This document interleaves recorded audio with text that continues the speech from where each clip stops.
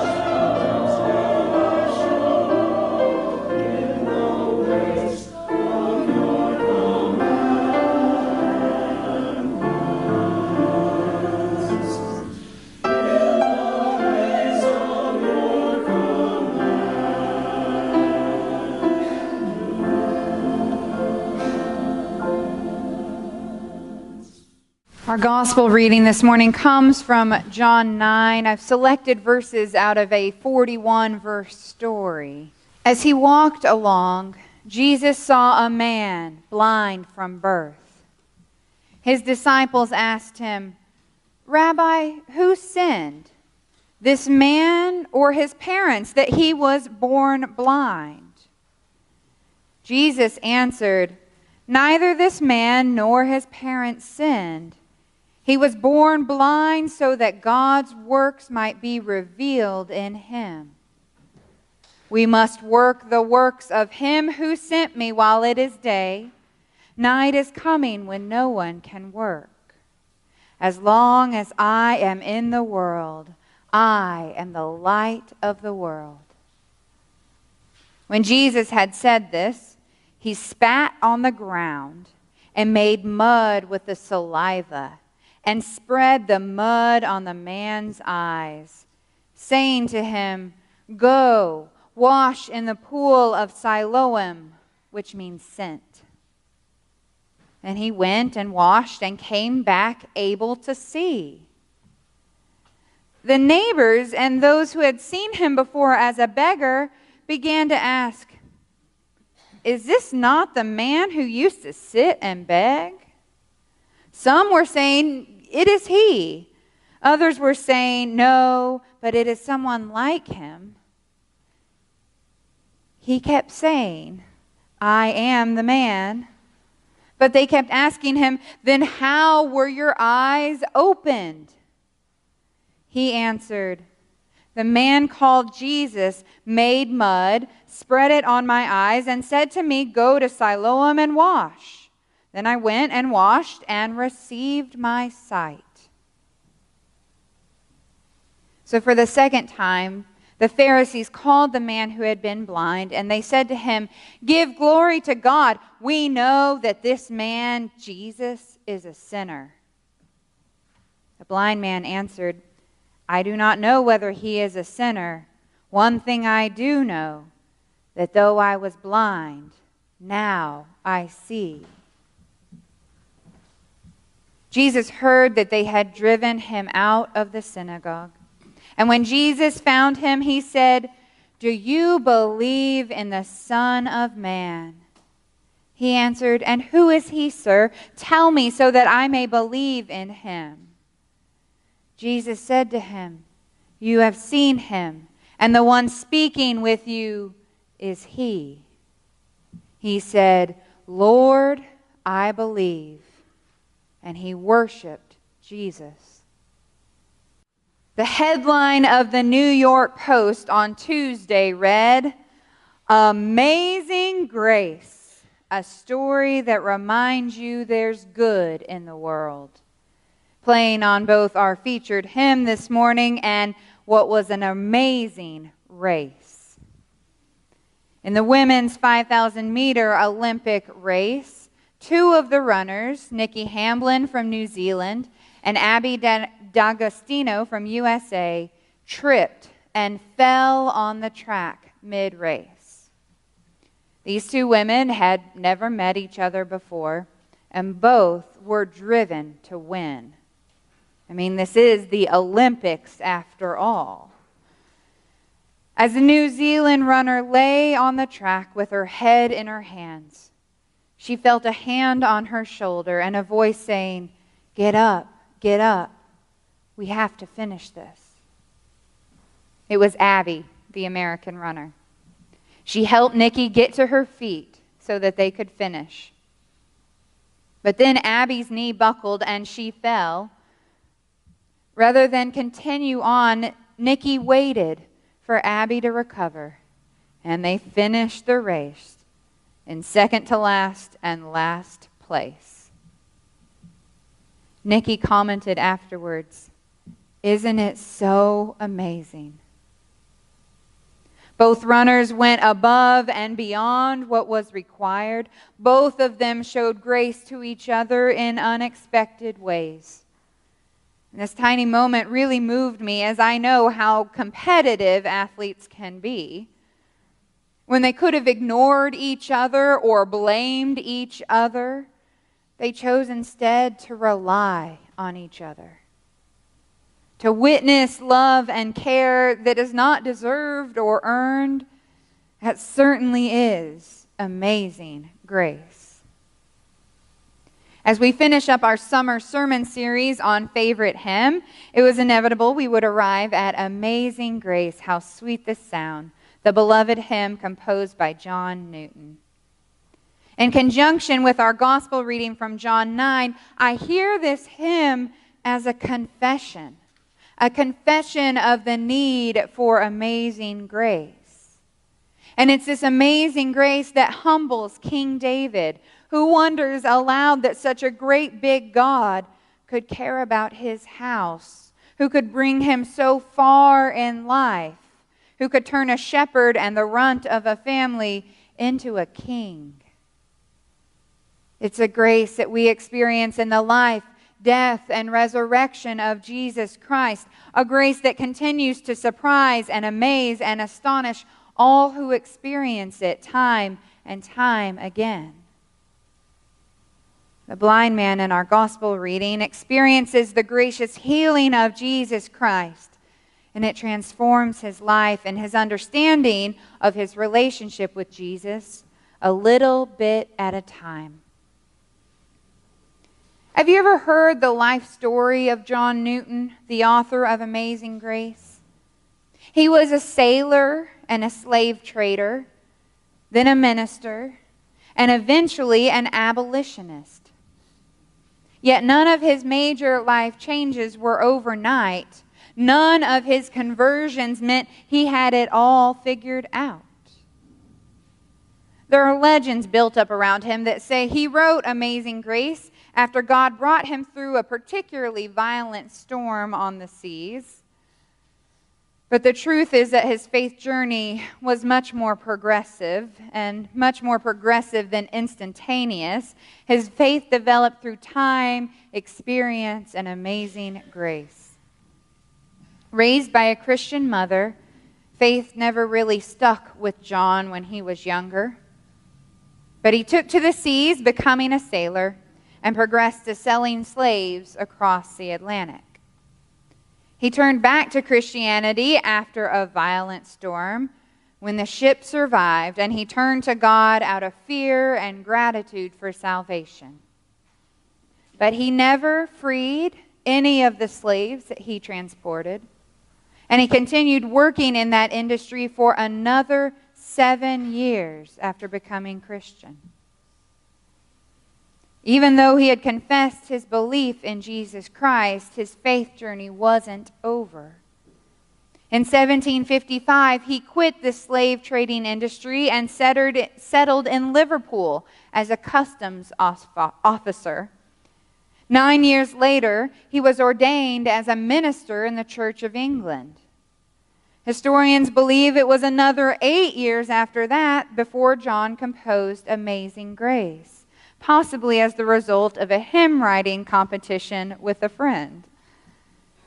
And it was another 8 years after he wrote Amazing Grace that he began to express regrets for his part in the slave trade.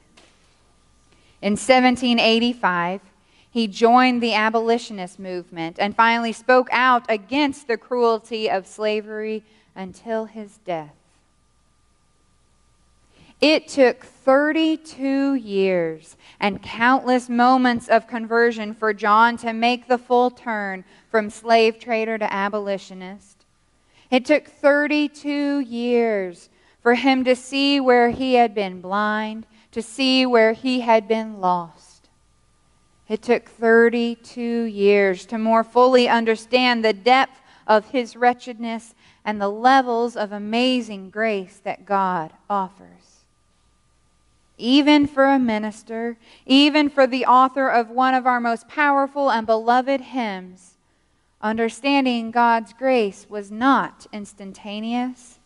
Being transformed by the love of Jesus was not a moment, but a movement. Not a one-time fix, but an ongoing relationship. When we talk about conversion, Many mistakenly assume it is a one-time event in which everything is revealed, that once I was lost and now I am found. Once I was blind and now I can see. Once I was a wretch and now I am God's beloved. But for many of us, our lives are made up of multiple conversions, times when our world is changed and we understand just a little bit more. We see a little bit more clearly. Over and over again we say, once I was blind and now I see. Over and over again, God reminds us wretches that you are loved. The blind man in John 9 has a similar progression of faith after he is healed. We don't know his name, and he doesn't approach Jesus to ask for healing. Jesus freely heals him to underscore his theological teaching to the disciples that his illness is not a result of sin. After the blind man washes his muddy eyes, he discovers, to the shock of those around him, that he can see. The community argues about him, and the Pharisees are disturbed. As the formerly blind man is asked about Jesus, he says, I don't know if he's a sinner or not. All I know is that once I was blind, and now I see. As the formerly blind man continues to process the healing he has experienced, his faith journey shifts once more. In response to the Pharisees, the first time he tells them that, Jesus is a prophet. People continue to question him. They bring his parents into the discussion and say, is this really your son? And he now proclaims that he knows this man to be a man of God. And finally, when Jesus reappears, after he has been cast out of the synagogue, the healed man moves one step further. He declares Jesus to be Lord, and he worships him. This is not a statement without consequence. In our Bible, it says he was driven out. And what's that mean? He was expelled from the synagogue and his family for being healed. His old world was gone. His new world had just begun. In the face of amazing grace, he didn't have explanations. All he can do is confess, witness, and worship. Jesus knew his every need, and Jesus freely offered him the gift of healing, the gift of grace. But the Pharisees, over and over again, want a logical explanation to see behind the curtain. How was the blind man now able to see? Maybe it's a different man. Maybe he wasn't really blind. Maybe this is all fake. They tried everything so that they could continue to deny Jesus as the Messiah. And if you read a little longer towards verse 41, Jesus points out that it is in fact the Pharisees who are blind. The religious leaders are blinded by the light of the world, unable to confess, witness, and worship. Contemporary Christian artist Chris Tomlin created a version of this hymn with an extra bridge, with lyrics that read, "My chains are gone, I've been set free. My God, my Savior, has ransomed me, and like a flood, his mercy reigns, unending love, amazing grace." And knowing the original composer's story as a slave trader, these lyrics seem very appropriate. All too often, we are not set free by each other. We hold each other in captivity, both literally and metaphorically. We judge each other like the community of the blind man, suspicious of changes and resistant of offering grace to each other. But amazing grace triumphs. Our God has the power to set us free from the powers of sin and death. Our God has the power to make the blind see, the lost found, and the dead live. As John Newton put it in one of his last sermons, "My memory is nearly gone, but I remember two things: that I am a great sinner, and that Christ is a great Savior." When we remember what God has done for us, what amazing grace we have received, we cannot help but sing praise to God. When we remember what God does for us, what amazing grace we receive over and over again, we cannot help but reflect the light of that amazing grace onto the people around us, friends, strangers, and enemies alike. When we look to the future, bright shining as the sun, we know that God's amazing grace will continue to convert and transform us so that we may point to Jesus and say, "I don't know how he does it, but I was blind and now I see." In the words of the Reverend Dr. Anna Carter Florence, who's a professor at Columbia Seminary, our job is to confess Jesus, do not explain him. Our confession is everything in the new world of faith. It is everything he asks. That is the good news. We don't have to understand how grace works in order to receive it, in order to confess Jesus Christ as our Lord and Savior, in order to point to the one who restores sight to the blind. We don't have to have an answer to every doctrinal challenge. Instead, we are called to witness how our lives are different because of the amazing grace of Jesus Christ. We are called to tell our story. We are called to witness to our healings. And as we continue to claim God's amazing grace, as we continue to confess Jesus, we will be continually converted, turned around, and transformed by that same grace. And as we share that grace with those we encounter, it will transform the world, a little amazing grace at a time, like runners helping each other finish. For 'twas grace that has brought us safe thus far, and grace will lead us home. Amen.